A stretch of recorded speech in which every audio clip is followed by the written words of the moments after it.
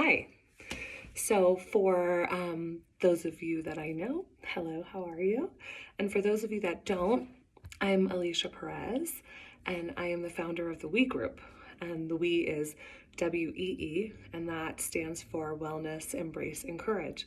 And I am a certified meditation teacher and breathwork facilitator. And I am so passionate about this and bringing meditation to the masses and breathwork to the masses because it's really transformed my entire life. And I wanted to chat a little bit today around, let me go back. I think most of us can agree that we know meditation is good for us. We all hear that all the time. Nobody's denying, like, oh no, meditation is terrible for you. We all know that, but not all of us practice, or we like dip our toes in, and then we have so many thoughts that come in that say, oh, you're not good at this, or you can't quiet your mind, so then you should just stop.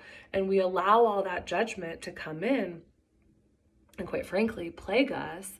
And then we say, oh, I just can't do it. I'm just not good at meditation. And so I wanted to chat and expand a little bit about that. And, for many of us that say like we're bad at it, what does bad mean anyway? Like, who told you? Did someone tell you that you're bad? Or was that you? Like, was that your own self-talk that said, you're bad at this, you shouldn't do it? So as human beings, we essentially consist of three aspects, and those are broken down into our physical body, our inner body, and then our deep inner spiritual self. And so let's break those down a little bit more. So our physical body, I think that's pretty self-explanatory, right? And then we have our inner body, and our inner body consists of, this is where our conscious mind is. And our conscious mind is constantly changing. And so one of those pieces would be the mind. And the mind is constantly changing. And it's all about our perception. And the mind is so beautiful because it has such a quality of duality. And so we see this in pleasure, pain, good, bad, hot, cold, up, down, in, out, all of that, right or wrong.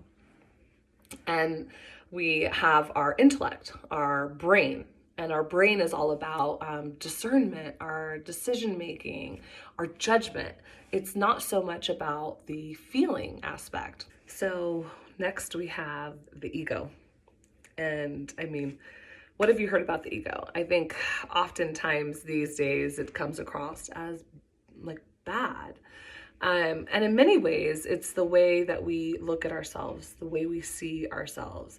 But it's also there to protect us. It's there to help us achieve balance with our moral standards and our impulse. And lastly, we have the beautiful little storage box of all of our memories, our impressions of life, like which all of that relates to our experiences. This is our attachments from experience and how we attach and put emotions from our experience. And so that's actually one aspect. That's our inner body. And then we have our deep inner spiritual self. And through our deep inner spiritual self, it's almost the opposite of the mind when we think of duality. It is the quality of unity and oneness. It is our deep inner sense of knowledge, our creativity. It's that gut feeling when you feel like what is right or wrong. You know that feeling when you walk into a room and it's a new place and you walk in and go, oh, the energy feels weird here.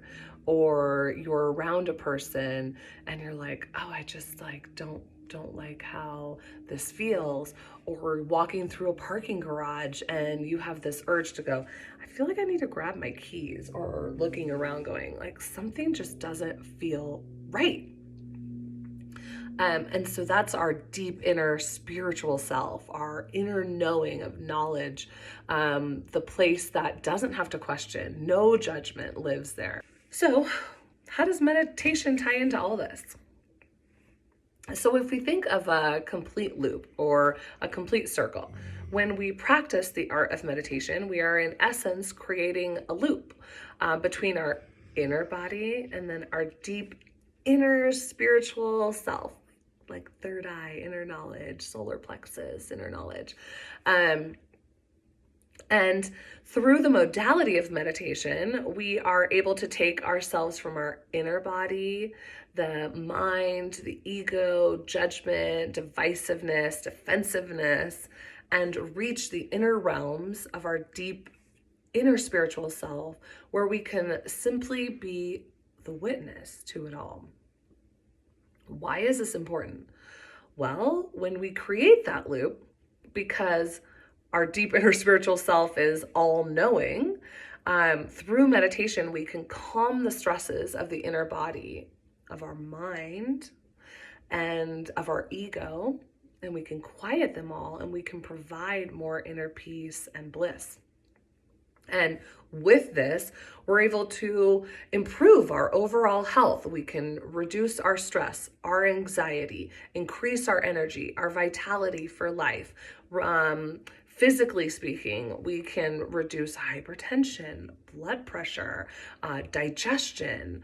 And, have you ever heard like someone who meditates and they say like, oh my gosh, I have so much more energy? Well, when you experience consistent meditation, you go into a deep sleep that you can actually put to sleep all of these other aspects of yourself, say negative self-talk, like anyone have any of that? And when you come out of meditation, it's as if you had this very deep sleep, like a vacation sleep where you had no responsibilities, no time to get up, and you just had the best sleep of your life. And you wake up and go, wow, I feel so amazing and energized. And meditation can provide the same thing, except you're physically awake. I know for myself, on the days that I skip meditation or decide to do meditation later in the afternoon, my decision making is kind of off for the whole day. So I have certain dietary restrictions that I need to follow for my own health. And I notice that when I meditate later in the afternoon, it's harder for me to follow all of that.